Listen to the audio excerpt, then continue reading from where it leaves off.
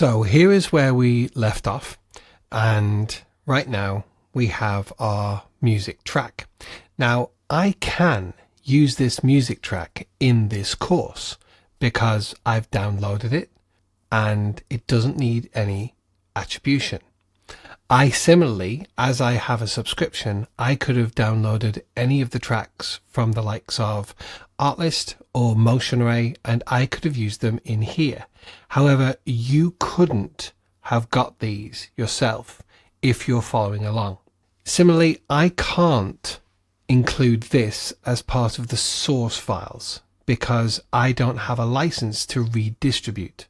However, you can go to the audio library in YouTube, just like I did, and download this same track should you wish. Just to make that clear on the licensing front, you always have to have that in mind when you're working with other people's creative material, whether it be photo, video, audio, anything to do with that. You need to make sure that you have the rights to use it. So now we have the music that we want to bring into the sequence. So we just grab it and drag it in. Well, yeah, we can. We absolutely can. Obviously, we try and keep everything as clean as possible in our project. Just touching on that, we're on the thumbnail setting at the moment.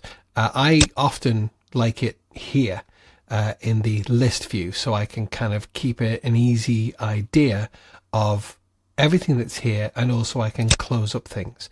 As you can see, this is a bin.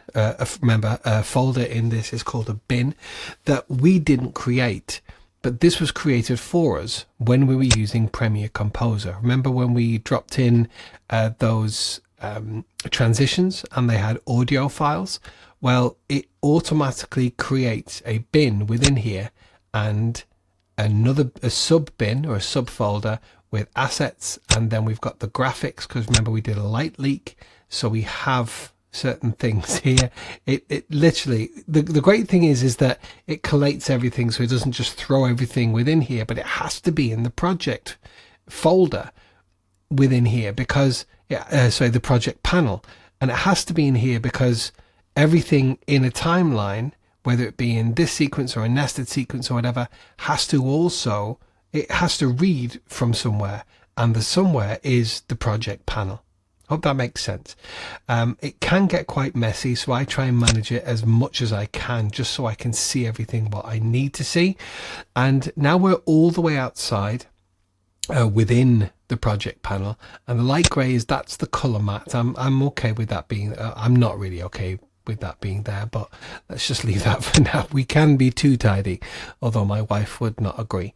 But we've also got sequences, we've got videos, we've got nests, and we've got the Premiere Composer files. Now, if we just grabbed that audio track and dragged it into here, that would be a standalone audio track. You could just drag it into here, but I'm trying to get you the correct habits just to make sure everything's as clean as possible. But the thing is, having the audio track, the music right there, it's like having a video out here on its own. So I'm going to Control and Z that, and there's two ways we can get it into a bin. We can either add a new bin like this and title it music and then drag the music into there, or Control Z, Control Z. What I like to do is, because I've already got this in a music folder, I can save that step. I can grab that music, the folder, and drop it into here. That then creates a bin, and within that bin is the music. Handy, hey? Now what I would love to do would be able to set this as a watch folder, and I think this is something that Adobe need to work on. I've dragged that folder from here into here. What I would love is for that then to become a watch folder. What I mean by that is that anything else I then put into here, any more music, anything within music, I could then, or that Premiere Pro would automatically read that and bring that into here, so then it would populate in here. It doesn't currently, and it never has, but I think that would be a really good solution. I might just get in contact with Adobe and make suggestions for that. The Adobe community is really good. It's a full-scale forum, and a number of Adobe representatives monitor that on a daily basis. So I might make that recommendation. You never know. When you're using this, that might actually be an option. And if it was, I would imagine that you would just right click, and somewhere along here, you'd set it as a watch folder. But until that day comes, we'll have to slum it and do it like this. And any more music that we would bring in, even if it was in this folder, we would just have to manually drag it in. So now we have the music in, let's double click, and you can do exactly the same as you did with music, with video. You could double click this and it would open in the source monitor. Remember when we double clicked a video, it would open in the source monitor here. Remember, here's our in and out that we set. You can do the same with music, and you can play back just within this source monitor. So there's our track. And you can scrub through and you can find, and obviously the waveform, the smaller the waveform, the quieter it is. The bigger the waveform, the louder it is. That's a very simple explanation of that, but this is throughout the whole audio realm, as it were. Silence is right through the middle. This is a stereo track, so this is the left channel, this is the right channel, and right through the middle of each of these is silence, and anything branching out in both ways shows volume of some sort. So you can see, if I zoom in here, you can see where it's going to hit. And as you move on with your editing process, you'll actually start to edit with the waveform. When I actually have screen recorded and come to edit or top and tail these screen recordings, there's a number of times where I cough, or someone comes to the door or anything like that, and all I do is I clap really loud when I come back. If you remember the clapperboard that you've seen on sets of movies, what it does is it creates a spike, and you see this right here. Let me tilt this. You see this right here? That's a spike. Let's listen to it. Yes, that's a spike. And what I do is I will read that. So I'll see that the audio, maybe when I'm talking, it looks like this. And when I'm not talking and there's just ambient noise, it'll be a little bit like this. So then when I see that spike, I'll think, right, okay, yeah, that's where the take continues. That's just a little brief look at waveforms, but they're really handy. And you can tell just literally by looking at this that this is where it's going to kick in. First spike. So we're right. And as we can, if we continue that reading of the waveform all the way out, we can see that here's that little fade down that we heard when we were playing back. And then, bang, it was that little spike at the end. Let's listen.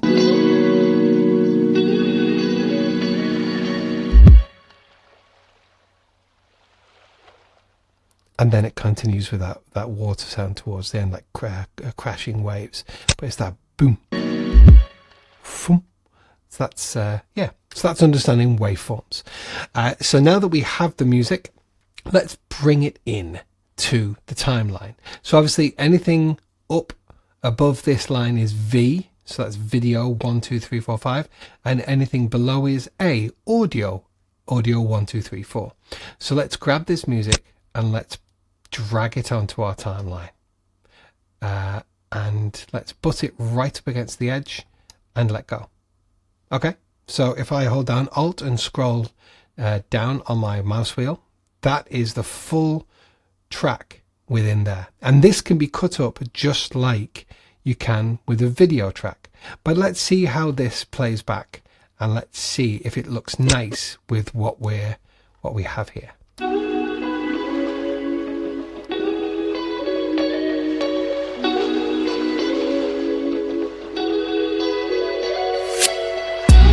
Okay, so a couple of things.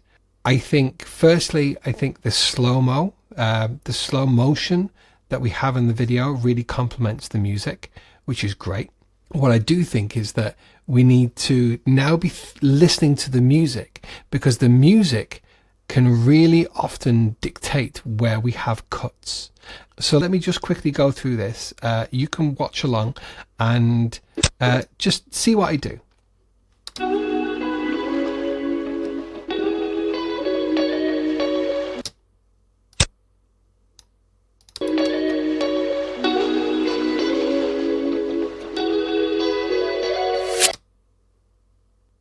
I want to make something of this. Okay, I'm going to take a little bit of a creative flair here and see what we can do. So first and foremost, as you heard, there was like 2 bars.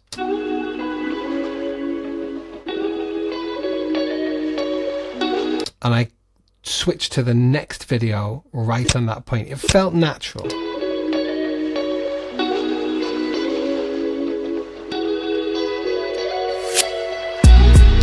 What I'm actually going to do is I'm going to take a little bit of creative license, and I'm going to hit to black at that point. And I already know my footage, so I know what I'm going to bring in. Let's get that right on the point. In fact, I don't even have to play it back again. We know where that is. So we're going to put the playhead right where that is, and I'm going to cut. So I'm going to highlight that. And remember, our shortcut is the backslash. That cuts there. We could ripple delete. Let me undo that for a moment. We could use W, which trims everything to the right of that point, but watch what happens. We've actually cut the music as well. If I grab this, you see how there's a cut there, and if we listen, that's not what we wanted. So I'm making sure that we're not cutting the audio. We can lock it right here, but you'd be locking and unlocking all the time. But let's go to right on that point, and I'm going to cut, and I'm just going to delete that. And then, because the story is we've dropped in the wood pellets, we've set fire to them, and we're now closing the hopper, I then want to come in to the fire showing from the other side within the actual pizza oven. So that's pizza oven 2, if you can see here. That's pizza oven 2. So let's just see, there's my lovely wife there. If I just scrub through, I don't know. No, I don't really want that. What I want is the actual, this is what I want. I want the front. That's good. I'm sure, did I get further in? Oh, it's making me hungry now. Okay, so let's get this bit of footage right now. I want this. Right about there. So remember, within here we press I for in, so that's where we want to start it.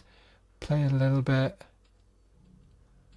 and that's probably enough, and hit O, and we just want the audio. So remember, we drag video only and drag it down into our timeline. Now we don't want it here because that's where we've cut. Where I want it is where we can see the audio coming back. Let's see how that looks. You ready? Let's go from the beginning.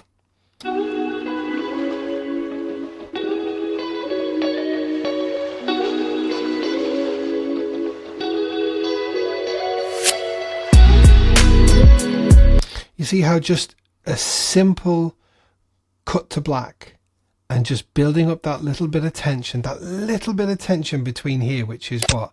If we, that's 9 and 13 frames, and this bit, which is 10 and 3 frames. It's not even a second, but you see how that's not quite on there. Now I could drag it, but here's a nice little tip. If I've got this highlighted, if I hold down Alt, and then just use the cursor, the arrow keys on my keyboard, I've just pressed right there once, and it's actually, that's just nudged by 1 frame.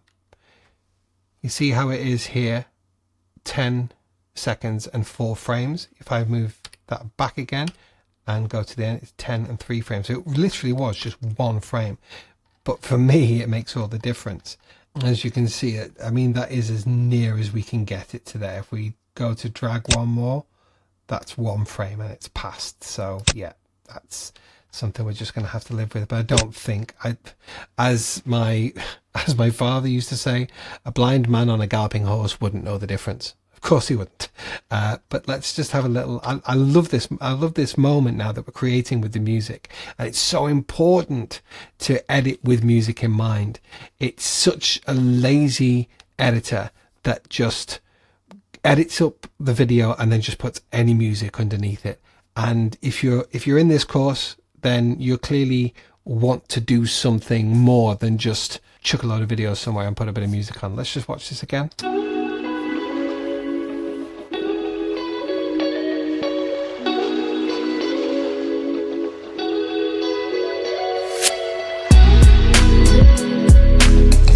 I like that. So that's the start of editing to music, or, you know, importing the audio and starting to work with the audio.